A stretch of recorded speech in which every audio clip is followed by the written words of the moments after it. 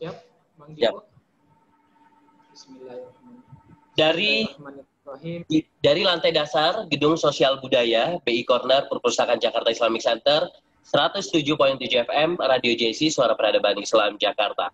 Assalamualaikum warahmatullahi wabarakatuh. Alhamdulillahirrabbilalamin. Segala puji hanya bagi Allah Rabb semesta alam yang telah melimpahkan rizki dan nikmatnya kepada kita sekalian. Hari ini Bang Dipo Usman kembali hadir dalam program Bincang Sehat di Radio JC 107.7 FM, tepatnya pada hari Jumat tanggal 2 Oktober 2020 di pukul 9 pagi waktu Indonesia Barat. Baik, Mitra JC, Alhamdulillah kita hari ini akan berbincang-bincang bersama dokter dari Rumah Sakit Islam Jakarta Sukapura, yaitu Dr. Budi Yuwono, spesialis penyakit dalam, yang tentunya akan berbagi bersama kita mengenai tema kita hari ini mengendalikan hipertensi dan diabetes di masa PSBB. Dan tentunya kalau kita bicara mengenai COVID-19, ini dapat menyerang hampir seluruh kalangan usia. Namun data menunjukkan bahwa kelompok usia lanjut dan orang-orang yang mempunyai penyakit kronis gitu ya, ini memiliki resiko terkena lebih rentan dan dengan komplikasi yang lebih buruk. Nah, insya Allah nanti kita akan bincang-bincang bersama narasumber kita hari ini, memang sudah mumpuni di dalamnya, bersama Dr. Budi Yuwono. Kami mengundang juga Mitra JC untuk bisa bergabung, berpartisipasi, baik melalui FB di Radio JC atau pertanyaannya bisa dikirimkan melalui di 081215549288. Langsung saja kita akan menyapa Dr. Budi Yuwono, spesialis penyakit dalam. Assalamualaikum, dokter. Waalaikumsalam, Bang Dipo. Iya, gimana Dokter Budi? Sehat? Alhamdulillah, bersyukur. Iya, nampaknya suaranya belum terdengar.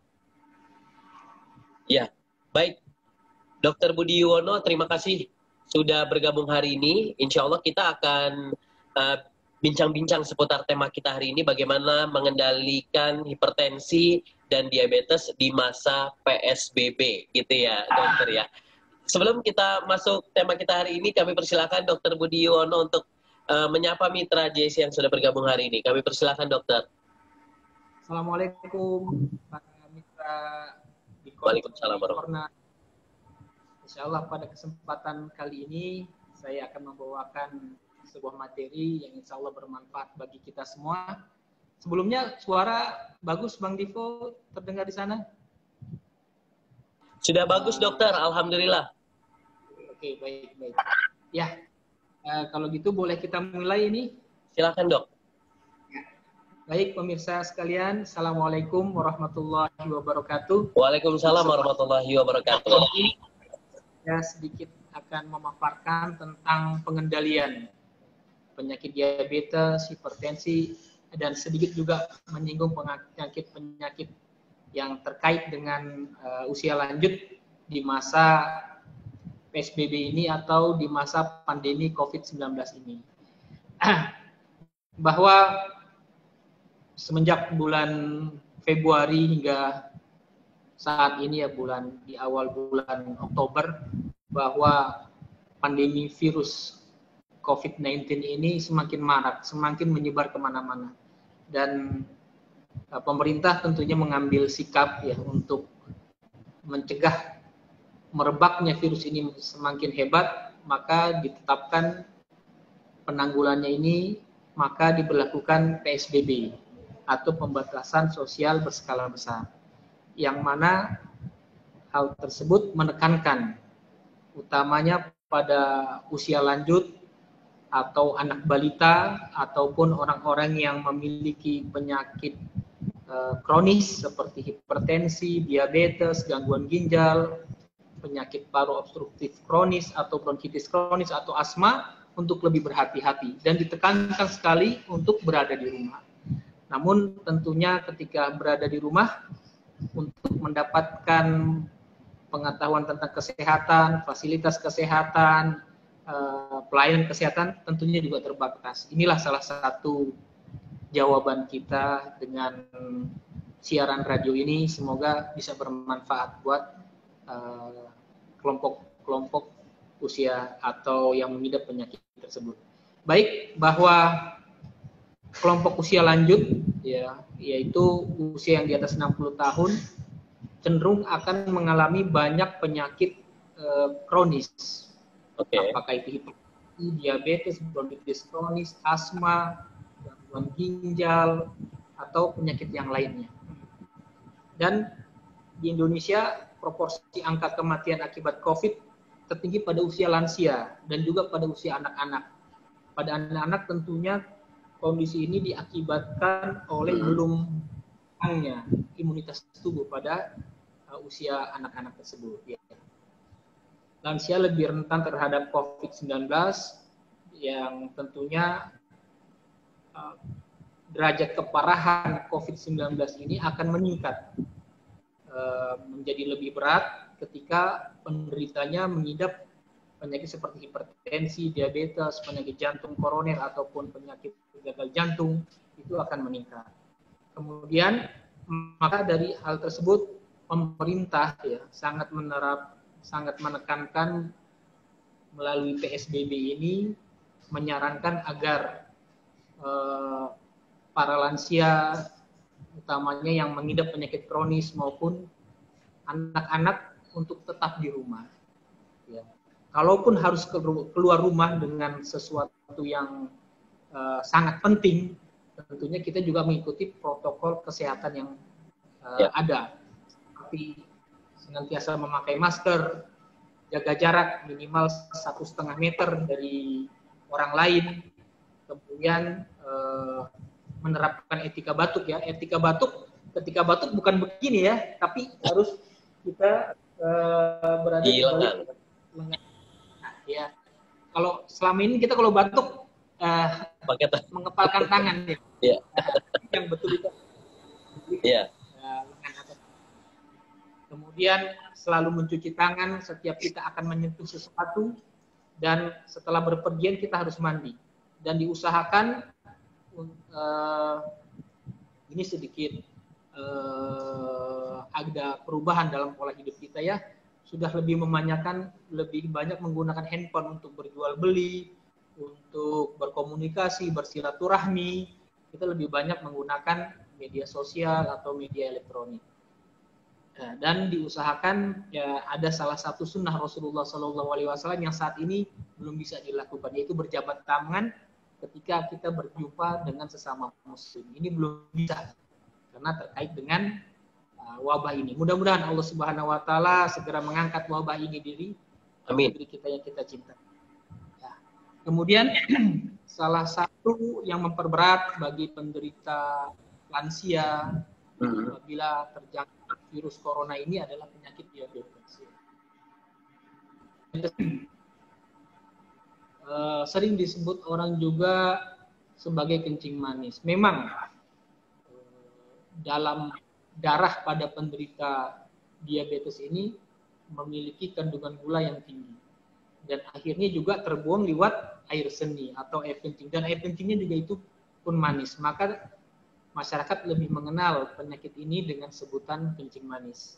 Ya, penyakit diabetes ini tentunya mempunyai faktor atau sesuatu yang bisa mencetuskan, sesuatu yang bisa mengakibatkan seseorang menjadi penderita diabetes.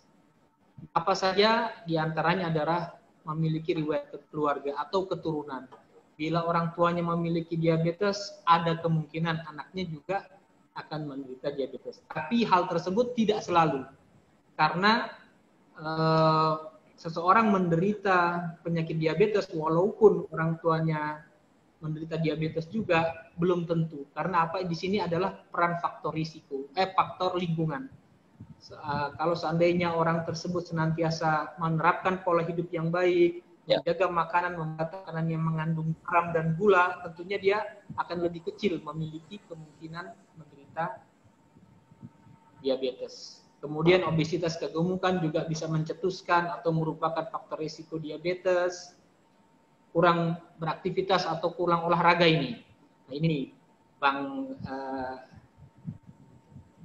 Dipo ini. Iya. Termasuk saya juga obesitas ini. Terus berhenti merokok, ya udahlah kita buang jauh-jauh merokok ya. Fatwa ulama Indonesia juga mengatakan rokok itu haram, ya sudah. Yang paling tahu tentang urusan agama kita adalah ulama, dan ulama kita sudah menetapkan demikian, ya sudah kita tinggalkan. Ya, jangan suka lagi mencari-cari dalil-dalil yang aneh-aneh lagi. Kemudian orang-orang yang suka mengkonsumsi makanan yang berkolesterol tinggi ya, seperti kuning telur, daging, yang memiliki lemak yang tinggi, goreng-gorengan, mentega, garin, dan sejenisnya. Kemudian penderita hipertensi, tekanan darah tinggi juga bisa mencetuskan orang menjadi penderita diabetes. Kemudian pada kehamilan, ada beberapa orang tertentu yang apabila hamil, dia akan memiliki gula darah yang tinggi di dalam darahnya. Kemudian ras tertentu dan juga stres. Ya, stres juga bisa menyebabkan orang menjadi menderita diabetes mellitus. Ciri-ciri atau gejala yang bisa kita perhatikan, yang bisa tampak pada penderita diabetes ini, antara lain adalah sering kencing di waktu malam, bisa 4-5 kali, sehingga mengganggu mengganggu tidurnya, mengganggu efektivitas atau tidurnya yang baik. Kemudian mudah lapar dan mudah haus, tapi berat badannya turun dan juga tidak malah tambah lemah, makan banyak, minum banyak, badannya tidak gemuk, tidak naik, tapi malah tambah lemah. Kemudian berat badan yang menurun, kemudian gangguan penglihatan, kemudian juga ada cepat lelah dan luka yang sulit sembuh. Kalau luka yang sulit sembuh ini sering sekali kita jumpai di praktek-praktek kita di sakit. Kemudian yang paling sekali membahayakan apabila seseorang yang menderita diabetes, kemudian diabetesnya tidak terkontrol dengan baik, gula darahnya cenderung tinggi, itu bisa mengakibatkan namanya komasidosis. Ini kondisi yang sangat membahayakan, yang mengancam jiwa ya. Ini tidak jarang juga kita jumpai di praktek-praktek di rumah sakit kita ini ya. Dalam kondisi yang tidak sadar dengan gula darah yang tinggi dan juga adanya suatu infeksi. Lalu komplikasi atau setelah diabetes ini akan mengakibatkan penyakit apa? Di antara lain adalah penyakit jantung, jantung koroner, kemudian gagal jantung ya. Kemudian bisa juga menyebabkan stroke, kebutaan atau yang biasa disebut dengan retinopati diabetik. Kemudian bisa menyebabkan gagal ginjal, gangren atau infeksi pada tulang yang sulit sekali disembuhkan, dan juga impotensi apabila penderita diabetes dengan gula darah yang tidak terkontrol. Maka pencegahannya yang perlu kita lakukan adalah kita harus melakukan perencanaan makan. Bagi penderita diabetes ditekankan untuk mengurangi konsumsi gula dan juga garam, dan lebih mengurangi makanan-makanan yang mengandung tinggi karbohidrat seperti kue-kue, biskuit, wafer, nasi, kita lebih kurangi dengan memperbanyak buah, sayur maupun lauk seperti tempe, tahu maupun ikan, dan rutin untuk berolahraga ya. Olahraga yang dianjurkan bagi penderita diabetes ini, olahraga yang dianjurkan bagi penderita diabetes ini adalah olahraga yang meningkatkan endurance atau yang mempertahankan fungsi paru maupun jantung. Bukan olahraga yang membesarkan otot seperti angkat barbel atau sit up untuk membuat perut menjadi six pack. Tidak sedemikian. Tapi yang meningkatkan endurance kita, kemampuan paru maupun jantung kita. Seperti apa? Yaitu seperti jalan cepat, lari-lari ringan, bersepeda maupun berenang. Itu meningkatkan kemampuan dari jantung maupun paru-paru kita. Kemudian apabila memang dengan olahraga dan juga pola makan yang baik diterapkan, namun masih juga gula darahnya tinggi, maka tentunya perlu diberikan pengobatan dan sangat dianjurkan bagi penderita diabetes untuk mengkonsumsi obat secara rutin. Sering muncul pertanyaan, apakah akan minum obat secara terus-menerus? Ya, ini sesuai tentunya ditentukan oleh kadar gulanya. Kalau kadar gulanya sudah terkontrol, mungkin obatnya akan diturunkan dosisnya sampai kalau memang terkontrol kembali mungkin bisa dilepas atau tidak diberikan obat. Dan pentingnya bagi penderita diabetes untuk senantiasa berkonsultasi dengan dokter, menyedia layanan kesehatan, dan memberi masukan untuk obat apa yang disesuaikan dengan kondisi tubuhnya. Sebab ada beberapa obat diabetes ini tidak sesuai atau mengakibatkan mual, muntah, atau alergi, dan lain sebagainya. Yang itu perlu disesuaikan dengan kondisi pasien. Bagaimana pencegahan dari penyakit ini? Ini ada suatu ikhtisar atau singkatan ya untuk mencegah atau mengurangi resiko penyakit menjadi diabetes, seperti batasi menggunakan gula ya, terus batasi makanan yang mengandung asam urat tinggi seperti jeroan, alkohol, sarden, burung dara, unggas, kaldu, emping, tape. Kemudian juga hindari makanan yang berlemak, karena makanan seperti yang mengandung telur, keju, kepiting, udang ya. Kemudian kontrol berat badan, hindari konsumsi garam, tidak merokok, yang teratur yang tadi sudah saya jelaskan, hindari stres. Memang tidak jarang ya dalam kondisi pandemi COVID-19 ini kita banyak menjumpai orang yang stres ya, mendengar tetangga meninggal karena COVID, mendengar keluarganya salah satu famili kerabatnya meninggal karena COVID, sudah stres. Ya, kita kembalikan lagi kepada Allah ya, tidak akan mudarat maupun manfaat sekalipun COVID itu, melainkan atas sesuai dengan kehendak Allah Subhanahu wa taala. Kemudian check up atau rutin pemeriksaan diri ke fasilitas kesehatan untuk gula darah maupun tekanan darahnya. Baik, kita lanjut setelah diabetes, penyakit yang berikutnya yang juga sering muncul pada usia lanjut, yang mana penyakit ini akan memperberat apabila seseorang menderita COVID-19, yaitu hipertensi. Kalau definisi atau apa sih hipertensi itu, secara medis mudah sekali, bahwa tekanan sistol di atas 140 dan tekanan diastol di atas 90. Nah, kalau kita tensi biasanya kan ada dua nilai, ada yang di atas, ada yang di bawah. Yang di atas namanya sistol, kalau lebih dari 140 sudah bisa didiagnosis tetap. Kemudian ini ada beberapa mitos. Saya pasti mengidap hipertensi sebab orang tua saya mengidap hipertensi. Sekali lagi, seseorang menderita hipertensi itu ditentukan oleh faktor lingkungan atau gaya hidupnya dan juga keturunan. Kalau dia memiliki keturunan tapi senantiasa memiliki gaya hidup, pola hidup yang baik, pola hidup yang sehat, tentunya dia akan terhindar atau kemungkinan lebih kecil untuk mengidap hipertensi. Apakah minum obat hipertensi akan menyebabkan ketergantungan? Ini jawabannya bisa ya, bisa tidak.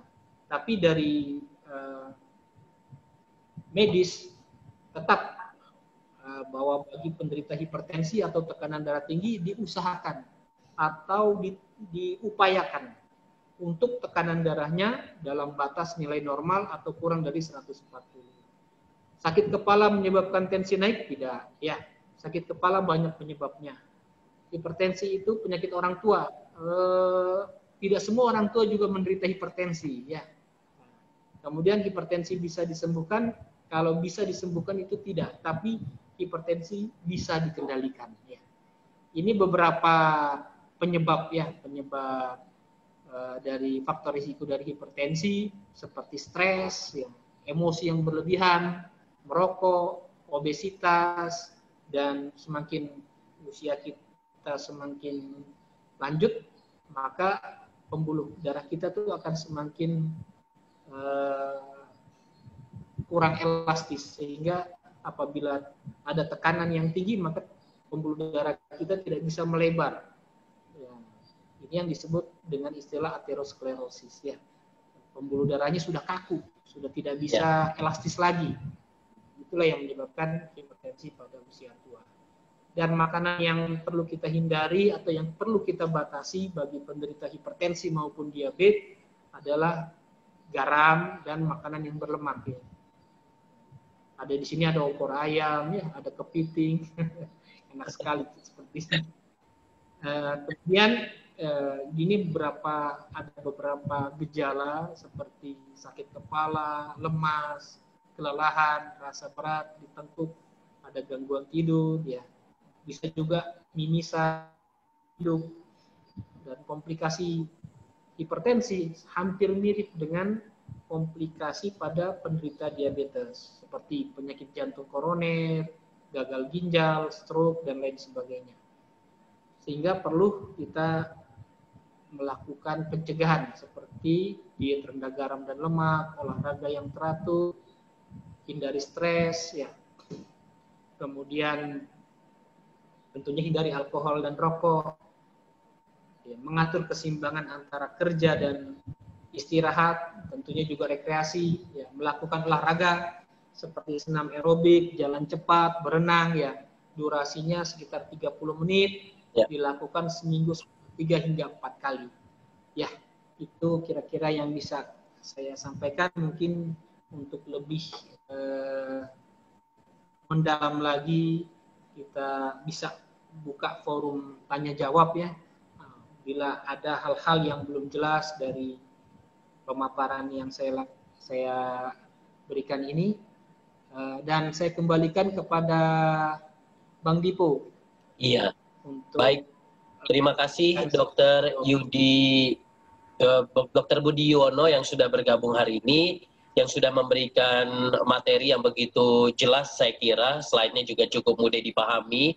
Dan Mitra JC nampaknya, Mitra JC kalau misalnya ada beberapa pertanyaan-pertanyaan silahkan dikirimkan saja melalui SMS Center yang kita berikan 081 215549288. Baik dokter, jadi khusus di masa pandemi gitu, di masa PSBB, nah kira-kira ada tipsnya nggak? Sebelum nanti kita masuk ke tanya jawab bersama Mitra JC, karena ada beberapa juga yang masuk pertanyaan di IG ataupun di sosial media, baik itu Rumah Sakit Islam Jakarta Sukapura ataupun Radio JC.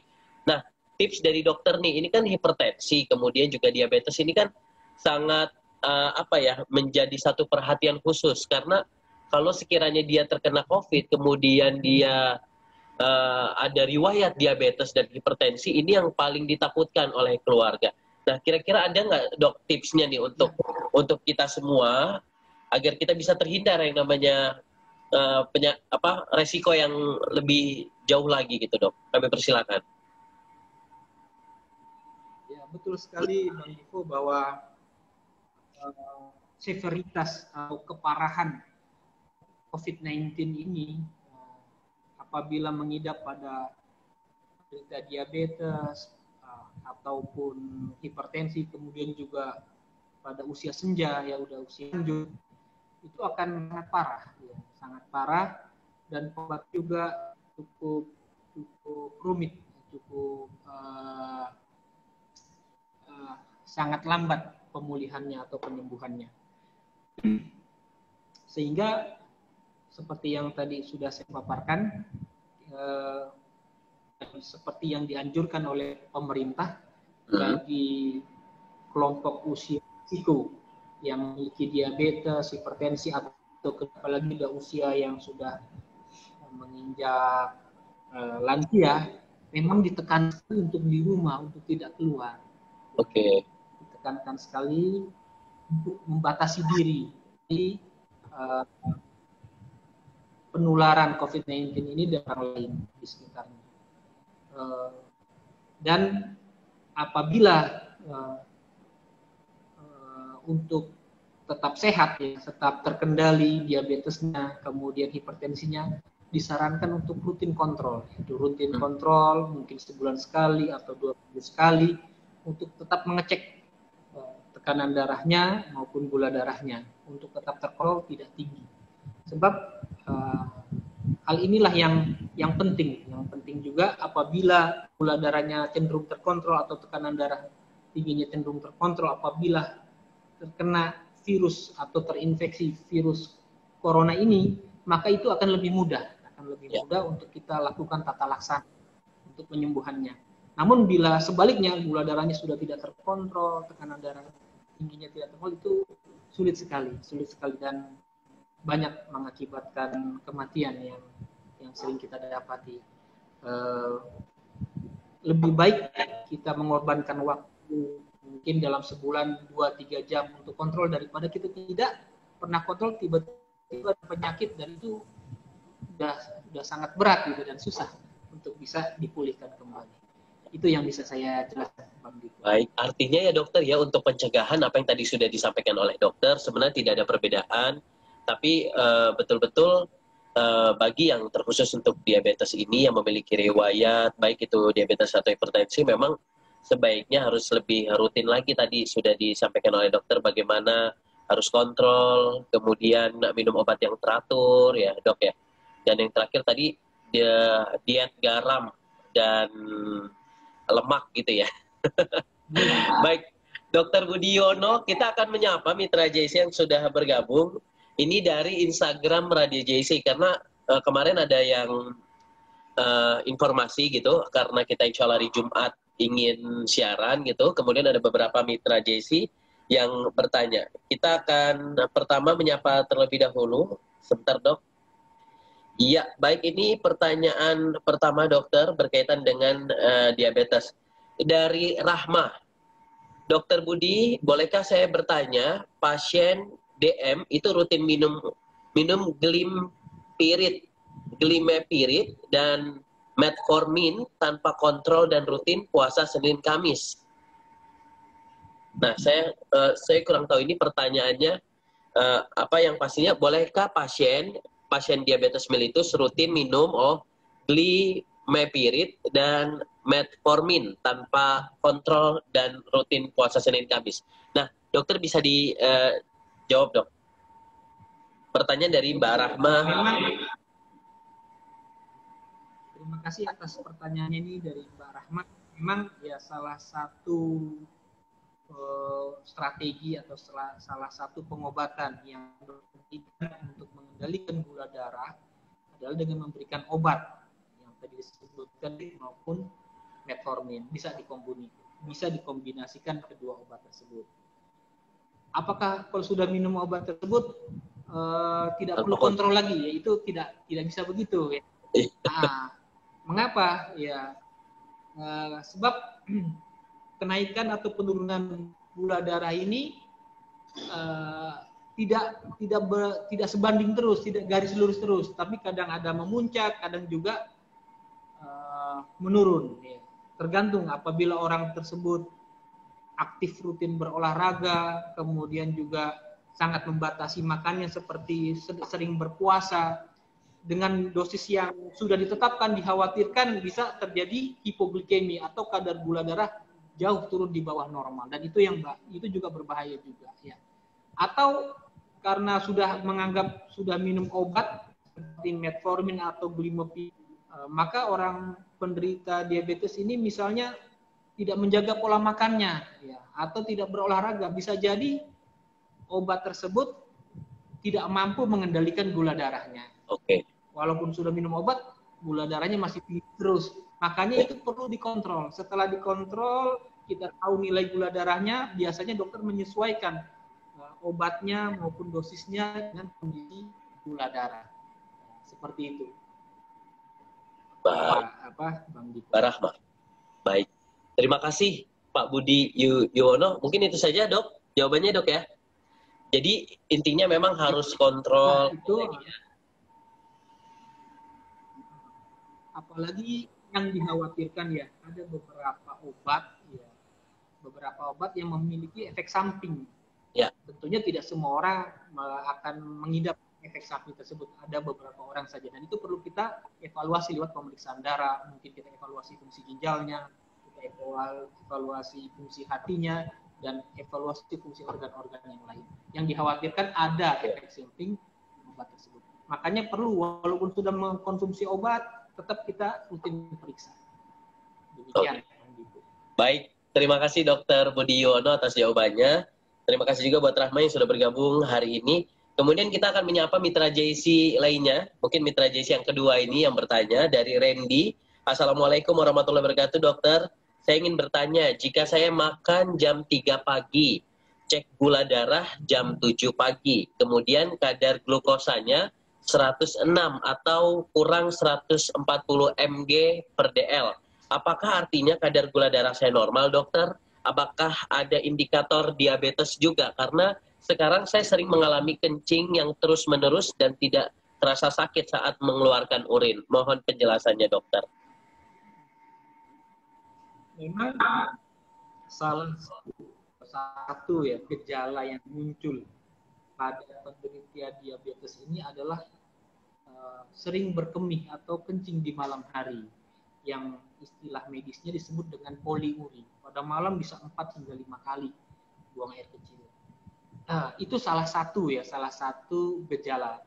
Tapi gejala itu tidak menentukan orang tersebut diabetes. Sebab orang yang kencing di malam hari sering itu bukan hanya penyakit diabetes, bisa juga gangguan prostat, bisa juga karena suhu yang dingin ya, sehingga akan memicu orang tersebut terus berkemih. Tapi ada satu yang menarik dari Mas Randy ini, karena sudah memeriksakan gula darahnya, ternyata gula darahnya normal ya. Kalau gula darah acak atau gula darah sewaktu dilakukan pemeriksaan, ternyata nilainya kurang dari 120, itu sudah dalam batas normal. Dan bisa disimpulkan bahwa sering kencingnya di malam hari bukan karena diabetesnya, mungkin ada faktor yang lain. Mungkin bisa karena gangguan prostat, bisa karena infeksi saluran kemih, atau udara yang sangat dingin, AC yang terlalu kuat sehingga bisa memicu orang tersebut berkemih di malam hari yang sering. Seperti itu. Oke, jadi gejala-gejala yang tadi itu belum tentu diabetes. Memang untuk bicara diabetes ini lagi-lagi harus konsultasi ya, dok ya, biar lebih jelas ya. Gula darah ya, dan Bang Rey sudah kontrol dan gula darahnya dalam batas normal. Jadi kencing yang sering malam itu bukan karena diabetesnya. Oke, siap. Terima kasih Dokter Budi Yuwono. Kemudian kita akan menyapa kembali mitra JS yang ketiga dari Chandra. Assalamualaikum warahmatullahi wabarakatuh. Bang Dipo, saya Chandra dari Bekasi. Mau tanya, kedua orang tua saya adalah memiliki penyakit diabetes. Kemarin saya berpuasa 8 jam dan hasil tes gula darah 113 mg per dl. Apakah saya sudah termasuk terkena diabetes gitu, dokter?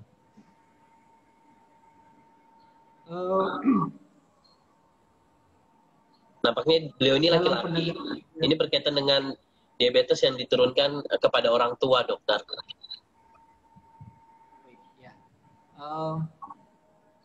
Dalam menegakkan diagnosis diabetes, beberapa. Pertama, apabila gula darah puasa setelah gula darah puasanya, dalam artian berpuasa 8 jam, tapi boleh minum air putih, kemudian diperiksa ternyata gula darahnya lebih dari 120, atau itu sudah bisa disebut toleransi glukosa terganggu. Artinya itu kondisi yang memasuki diabetes atau kondisi pre-diabetes. Itu perlu dilanjutkan lagi dengan pemeriksaan gula darah 2 jam setelah makan. Jadi puasa selama 8 jam diambil darahnya, kemudian diperiksa, itu gula darah puasa. Kemudian makan atau disediakan teh manis, 2 jam kemudian diperiksa. Setelah 2 jam diperiksa, bila gula darahnya lebih dari 140, itu bisa ditetapkan sebagai diabetes. Seperti itu. Tapi kalau pada kasus Mas Arman, ya, Mas Chandra, Bapak Chandra. Mas Chandra, belum lengkap pemeriksaannya ya. Jadi memang untuk gula darah sudah melewati ambang nilai normal. Ya. Tinggal kita lanjutkan dengan pemeriksaan gula darah 2 jam setelah makan. Apabila gula darahnya lebih dari 140 ya, itu bisa dikatakan diabetes. Belum lengkap pemeriksaannya intinya. Belum dilengkapi lagi.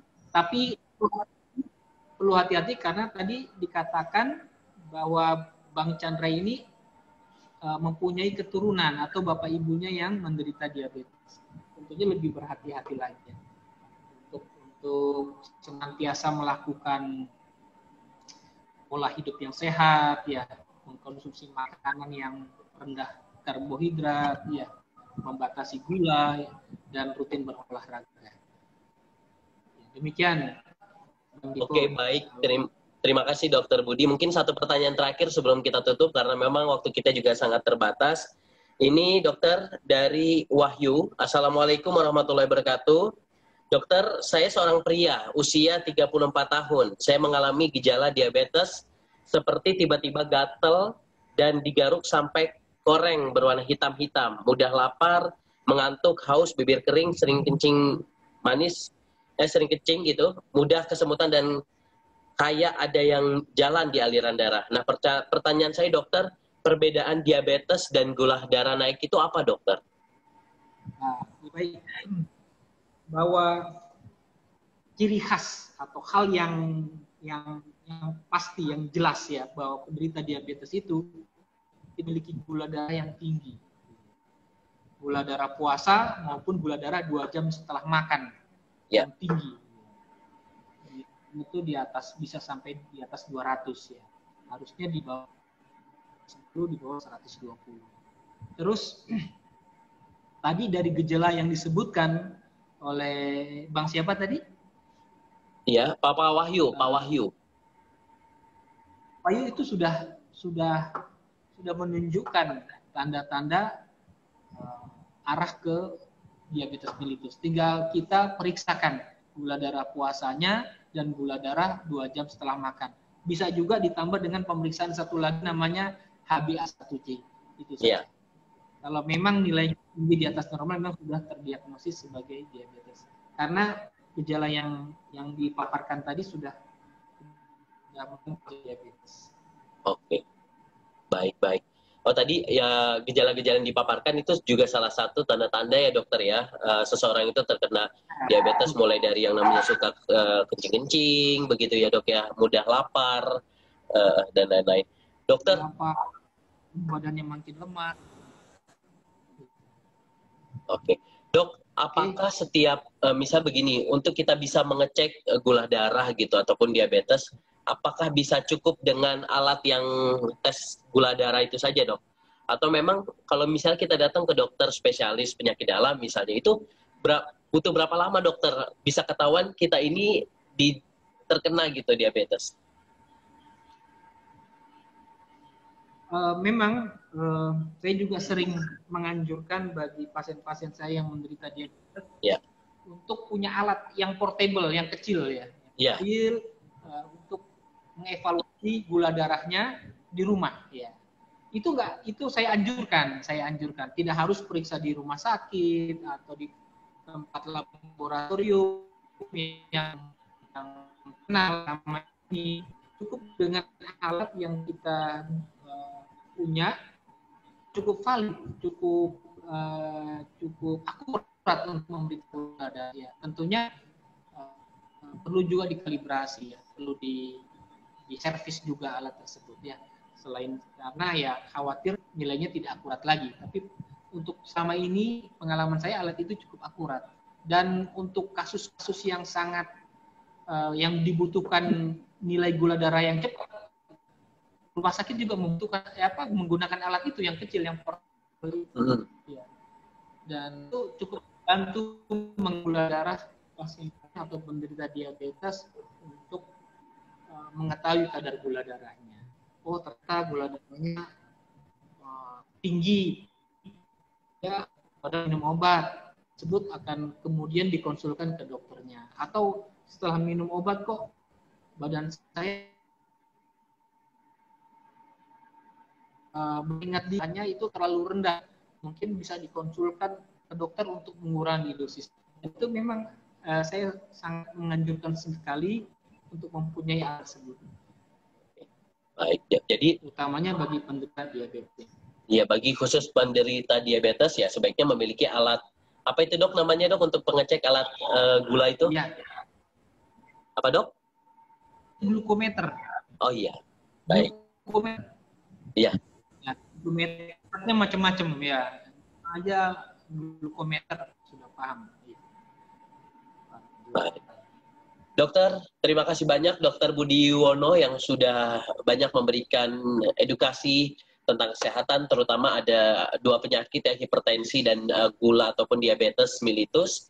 Ya mudah-mudahan kita terhindarlah dari diabetes mellitus. Adapun mereka yang sudah terkena jangan khawatir karena diabetes mellitus itu bisa kita cegah kok. Artinya kita bisa kendalikan kalau memang sekiranya kita mau. Tadi sudah diberikan tips-tipsnya sama Dokter Budi. Yang pertama minum obat, cek teratur dan diet garam gitu ya. Baik, Dokter Budi Yuwono, terakhir sekali sebagai kesimpulan untuk Mitra JC yang saat ini sedang mendengarkan kita, baik itu melalui FM 107.7 ataupun melalui sosial media kita. Kami persilahkan Dokter Budi Yuwono. Baik, para pemirsa sekalian, ya, di masa pandemi ini kita lebih diri, lebih berhati-hati dan tetap untuk mengikuti protokol yang ditetapkan pemerintah karena protokol itu tentunya untuk menyelamatkan diri kita dari penularan ini. Kemudian bagi kita yang memiliki diabetes mellitus, hipertensi atau keduanya, apalagi sudah menginjak usia lanjut, tentunya lebih berhati-hati lagi. Ya disarankan untuk di rumah, kalau perlu juga menggunakan fasilitas-fasilitas media elektronik, kemudian juga beberapa center rumah sakit telemedicine yang bisa digunakan untuk berkonsultasi tentang kesehatannya ataupun fasilitas yang lain. Dan terakhir ya tentunya kita mari berdoa, berharap semoga Allah Subhanahu wa taala mengangkat wabah ini ya. Amin ya rabbal alamin. Mengangkat wabah ini kemudian menyembuhkan para penderita penyakit-penyakit COVID-19 ini disembuhkan dengan kesembuhan yang sempurna, kesembuhan yang tidak menimbulkan gejala sisa. Demikian yang saya sampaikan. Terima kasih Bang Dipo, terima kasih juga semua kru yang telah membantu acara ini. Dan saya sangat mengapresiasi sekali untuk dialog-dialog seperti ini. Terima kasih. Wassalamualaikum warahmatullahi wabarakatuh. Waalaikumsalam warahmatullahi wabarakatuh. Terima kasih Dokter Budi Yuwono yang sudah banyak memberikan mengenai tema kita hari ini, bagaimana mengendali hipertensi dan diabetes mellitus di masa pandemi. Tentu kalau kita bicara mengenai penyakit ini, baik itu diabetes maupun hipertensi, kita tidak bisa selesaikan dalam waktu sebentar saja, tapi insya Allah di lain kesempatan kita juga akan membahas tema-tema yang berkaitan juga mengenai hal ini. Yang pasti tadi sudah disampaikan oleh dokter bahwa tips-tips yang tadi sudah dijelaskan mudah-mudahan kita bisa praktekkan untuk Anda yang mungkin saat ini terkena diabetes mellitus ataupun hipertensi. Tadi ada 3 yang untuk bisa kita kendalikan. Cek ke dokter, yang kedua adalah diet garam ya, atau yang berlemak, makanan-makanan yang berlemak, dan yang ketiga adalah kontrol terus ya dok ya.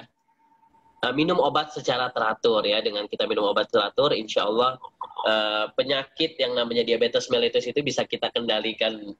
Karena sekali lagi kesembuhan itu tergantung kepada si pasien itu sendiri ya. Kita mah hanya mungkin dokter hanya bisa memberikan saran, bisa insya Allah bisa mengobatinya. Tapi sekali lagi kesembuhan itu tergantung kepada si pasien itu sendiri. Dokter kalau boleh tahu, Mitra JC kalau misalnya pengen kontrol gitu, pengen konsultasi sama Dokter Budi Yuwono, itu kalau boleh tahu jamnya kapan aja dok ya? Sama hari apa? Ya di Rumah Sakit Islam Sukapura. Hari Selasa mulai setengah 8 sampai jam 10, kemudian Jumat pagi dari setengah 8 sampai jam 10, kemudian Sabtu ba'da zuhur jam 1 sampai jam 10. Ya, saya ada di Rumah Sakit Islam Sukapura. Oke. Baik. Terima kasih Dokter Budi Yuwono. Terus dok? Iya. Baik, terima kasih Dokter Budi Yuwono. Insya Allah kita ketemu lagi ya dok ya dengan tema-tema yang berkaitan dengan masalah-masalah penyakit dalam. Terima kasih juga sudah mengapresiasi kita hari ini. Dan Mitra JC, demikianlah program Bincang Sehat hari ini kerjasama Radio JC dengan Rumah Sakit Islam Jakarta Sukapura, bekerja sebagai ibadah ihsan dalam pelayanan hari esok harus lebih baik daripada hari ini. Dan jangan lupa Mitra JC, kalau sekiranya Mitra JC ingin kontrol, ingin cek kesehatan, Mitra JC bisa langsung datang ke Rumah Sakit Islam Jakarta Sukapura, Jalan Tipar Cakung, nomor 5, Sukapura, Jakarta Utara. Atau Mitra kalau misalnya pengen ke Sukapura nggak ngantri ya, atau langsung di servis ya, full service oleh Rumah Sakit Islam Sukapura, di sana ada klinik prima. Nah ini spesial buat Mitra JC, ini tidak pakai BPJS, artinya ini mandiri, tapi insya Allah seluruhnya akan dimaksimalkan.